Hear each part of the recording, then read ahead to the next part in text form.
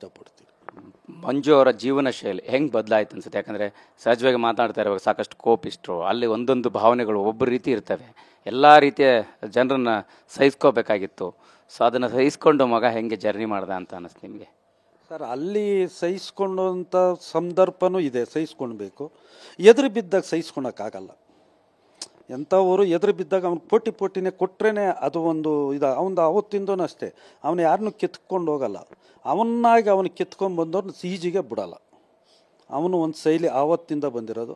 ತಿರ್ಗಾ ಹೆಣ್ಣು ಮಕ್ಕಳು ಇಲ್ಲಿ ಮನೆಯಲ್ಲೂ ಅಷ್ಟೇ, ಹೆಣ್ಣು ಮಕ್ಕಳ ಜೊತೆಯಲ್ಲಿ ಹೆಂಗೆ ಬೆರೆದಿದ್ದಾನೆ, ಯಾವ ಥರ ಹೆಣ್ಣು ಮಕ್ಕಳು ನಮ್ಮ ಮನೆ ಹೆಣ್ಣು ಮಕ್ಕಳು ಅಂತ ಹೆಂಗೆ ಬೆರೆದಿದ್ದಾನೆ, ಅಲ್ಲಿ ಬಿಗ್ ಬಾಸ್ ಮನೆಯಲ್ಲಿ ಅದೇ ಥರ ಅವನು ಶೈಲಿ ಮಾಡಿದ್ದಾನೆ. ಅದು ನಮ್ಮ ಸುದೀಪ್ ಸಾರು ಹೇಳಿರ್ಬೋದು, ಓಟ್ ಹಾಕೋ ಮಂದಿನೂ ಅವರು ಅಂದ್ಕೊಂಡಿರ್ಬೋದು ಅವರಿಬ್ಬರ ಜೊತೆ ಬಿಟ್ಟು ಬಂದರೆ ಆಡ್ತಾನೆ. ಅವನು ಬಿಟ್ಟು ಬರ್ದಿರೋದೇ ಒಳ್ಳೇದಾಯಿತು. ಅವನು ಈ ಮನೆಯಲ್ಲಿನ ಹೆಣ್ಣು ಮಕ್ಕಳಿಗೆ ಏನು ಗೌರವ ಕೊಡ್ತಾ ಇದ್ನೋ ಅದೇ ಗೌರವ ಅಲ್ಲಿ ಕೊಟ್ಟಿದ್ದಾನೆ. ಅದು ಕೆಟ್ಟಿದ್ದಂತ ನಾವು ಹೇಳೋಕ್ಕಾಗಲ್ಲ. ಅದು ಏನು ಮಾಡುತ್ತೋ ಅದು ಏನೋ ಗೊತ್ತಿಲ್ಲ. ಒಳ್ಳೆ ಲೈಫ್ ಕೊಟ್ಟಿದ್ದಾನೆ ಅಲ್ಲಿ ಬಿಗ್ ಬಾಸ್ ಮನೆಯಲ್ಲಿ. ಅವನ ಆಟ ಅವನು ಆಡಿಕೊಂಡು ಅವ್ರ ಜೊತೆಯಲ್ಲಿ ಮಿಂಗಲ್ ಆಡಿಕೊಂಡು ಎಲ್ಲರ ಜೊತೆಯಲ್ಲಿ ಚೆನ್ನಾಗಿದ್ದುಕೊಂಡು ಒಳ್ಳೆ ಆಟ ಆಡಿದ್ದಾನೆ. ಒಳ್ಳೆ ಇದಾಗಿದೆ. ನಮ್ಮ ಫ್ರೆಂಡ್ಸ್ ಸರ್ಕಲಲ್ಲಿ ನಮ್ಮ ಒಂದು ಇದರಲ್ಲಿ ಮಂಜುನಣ್ಣ ಮಂಜುನೇ ಗೆಲ್ಲೋದು ಅಂತ ಹೇಳಿದರು. ಇರಲಿ, ಅದು ನಮಗೆ ಲಲ್ಪಿಲ್ಲ. ಯಾರಿಗೆ ಸಿಗ್ತಾ ಅವ್ರಿಗೆ ನಮ್ಗೆ ಸಂತೋಷ, ಅದರಲ್ಲಿ ನಮ್ಮದೇನು ಬೇಜಾರಿಲ್ಲ. ಏನು ನನ್ನ ಮಗ ಬಿಗ್ ಬಾಸ್ ಮನೆಗೆ ಹೋಗಿ ಬಂದಿದ್ದೆ ನಮಗೊಂದು ಕಿರೀಟ. ಈಗ ಅಲ್ಲಿ ಮನೆಯಲ್ಲಿ ಆರಂಭದಲ್ಲಿ ಆಟದ ಶೈಲಿ ಚೆನ್ನಾಗಿತ್ತು, ಜೋರಾಗಿತ್ತು. ಇಲ್ಲ ಗೌತಮಿ ಮತ್ತು ಮಂಜುವರ ಆತ್ಮೀಯತೆ, ಆ ಒಂದು ಬಾಂಧವ್ಯ ಬರ್ತಾ ಮಂಜುವರ ಆಟದ ನಿರ್ಲಕ್ಷ್ಯಕ್ಕೆ ಕಾರಣ ಆಯ್ತು ಅಂತ ಅನಿಸ್ತಿದೆ. ನೀವು ನೋಡೋದ್ರಾಗ ಹೆಂಗೆ ತೊಗೊಳ್ತಾ ಇದ್ರಿ? ಸರ್, ಅದು ನಿರ್ಲಕ್ಷ್ಯ ಕಾರಣ ಅಂತ ನಾವು ತಂದೆ ತಾಯಿ ನಮ್ಗೆ ಹೇಳೋಕ್ಕೆ ಇಷ್ಟ ಇಲ್ಲ. ಯಾಕಂದರೆ ಅವನು ನಾವು ಚಿಕ್ಕದಿಂದ ನೋಡಿರೋದು ಮನೆಯಲ್ಲಿ. ಹೆಣ್ಣು ಮಕ್ಕಳನ್ನ ಹಚ್ಕೊಂಬಿಟ್ರೆ ಅಂದರೆ ಅವ್ನು ಸಡನ್ನಾಗಿ ಬಿಡಲ್ಲ. ಅವ್ನ ತಂಗಿ ಅಂದರೆ ಆಗಿರ್ಬೋದು, ಬೇರೆ ಹೆಣ್ಣು ಮಕ್ಕಳಾಗಿರ್ಬೋದು, ಹೆಣ್ಣು ಮಕ್ಕಳನ್ನ ಹಚ್ಕೊಂಡಾಗ ಅವನಿಗೆ ಯಾರು ಏನು ಹೇಳಿದ್ರು ಅವನು ಬಿಡಲ್ಲ. ಅವನು ಅದೇ ಸ್ಟೈಲ್ನ ಅಲ್ಲಿ ಉಪಯೋಗಿಸಿದ್ದಾನೆ, ಇನ್ನು ಬೇರೆ ಯಾವುದೂ ಇಲ್ಲ. ಅವನು ಹೆಣ್ಣು ಮಕ್ಕಳಂದರೆ ಭಾರಿ ಅವನಿಗೆ ಗೌರವ, ಅದೇನಂತೂ ಗೊತ್ತಿಲ್ಲ. ಚಿಕ್ಕಾಗಿನಿಂಗೂ ಅಷ್ಟೇ ಅವನಿಗೆ. ಈಗ ನಮ್ಮ ಲೇಬರ್ಸು ತೋಟದಲ್ಲಿ ಬಂದು ಕೆಲಸ ಮಾಡ್ತಾಯಿದ್ರೆ ಅವ್ರ ಹತ್ರನೂ ಅಷ್ಟೇ, ಏನೋ ತೊಗೊಂಬರೋದು, ತಿಂಡಿ ಕೊಡೋದು. ಅವ್ರನ್ನ ಯಾರನ್ನ ಅಜ್ಜಿಗಳನ್ನ ಹಚ್ಕೊಂಬಿಟ್ರೆ ಅಂದರೆ ಅವ್ರ ಹತ್ರ ಮಿಂಗಲ್ ಹಾಕ್ಕೊಂಡು ಅಜ್ಜಿಗಳ ಜೊತೆಯಲ್ಲೇ ಆಟ ಆಡೋದು, ಅಜ್ಜಿಗಳ ಜೊತೆಯಲ್ಲೇ ಇರೋದು. ಈ ಥರ ಅವನು ಆವತ್ತಿಂದೂ ಒಂದು ಹೆಣ್ಣು ಒಂದು ಇದು ಅಂದರೆ ಅವನಿಗೆ ಒಂದು ಭಾರಿ ಇಷ್ಟ, ಭಾರಿ ಇದು. ಅದನ್ನು ಬೇರೆಯವರು ಏನು ತೊಳ್ಕೊಂಡ್ರು ಅದ್ರ ನಾವು ಹೊಣೆ ಆಗಲ್ಲ. ನಮ್ಗೆ ಅದಕ್ಕೂ ಕರ್ತವ್ಯ ಜವಾಬ್ದಾರಿ ಇಲ್ಲ.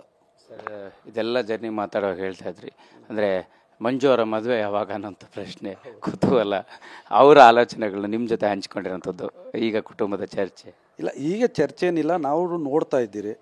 ನಾವು ಅದನ್ನು ಅಲ್ಲೇ ಸ್ಟೇಜ್ ಮೇಲೆ ಕೇಳಿದ್ದೀರಿ, ಏನಾದರೂ ಎಲ್ಲಾದರೂ ನೀವು ಲವ್ ಮಾಡಿದರೆ ಹೇಳಪ್ಪ ಮದುವೆ ಮಾಡ್ತೀವಿ. ಇಲ್ಲ ಅಂತ ಹೇಳಿದ್ದಾನೆ.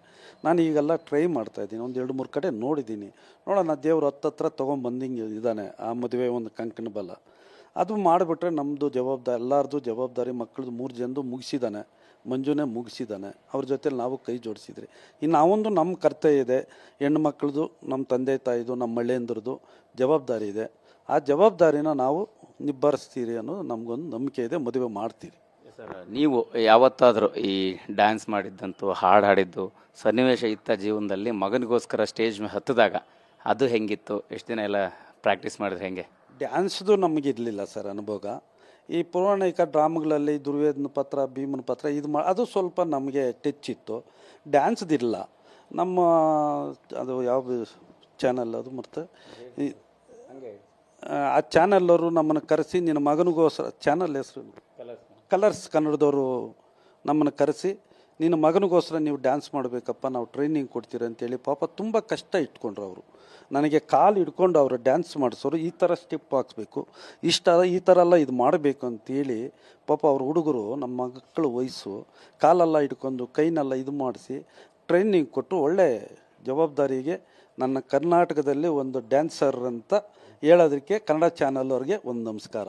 ಅವರು ನನಗೆ ಬೆಳಕು ಮಾಡಿದ್ರು ಅಂತೂ ನಾನು ಹೇಳೋಕ್ಕೆ ಇಷ್ಟಪಡ್ತೀನಿ.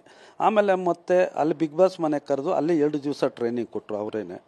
ಈ ಥರ ಮಾಡಬೇಕು ಸರ್, ಈ ಥರ ಮಾಡಬೇಕು ಅಂತ ನಾವು ಅಲ್ಲಿ ಮಾಡಿದ್ದೀವಿ. ಕನ್ನಡ ಸಂಘದಿಂದ ಅಲ್ಲಿ ಒಳ್ಳೆ ನಮಗೆ ಅವ್ರ ಕಡೆಯಿಂದ ನಮಗೆ ಕರ್ನಾಟಕದಲ್ಲಿ ಒಳ್ಳೆ ಡ್ಯಾನ್ಸ್ ಮಾಡ್ತಿದ್ದೀರಿ, ಒಳ್ಳೆ ಡ್ಯಾನ್ಸ್ ಮಾಡಿದ್ದೀರಿ ಅನ್ನೋಂಥ ಒಂದು ಹೆಸರು ಬಂತು. ಅವ್ರು ಕಲಿಸ್ಕೊಟ್ಟಿರೋ ಕಲೆನೇ ನಾನು ಡ್ಯಾನ್ಸ್ ಮಾಡೋಕ್ಕೆ.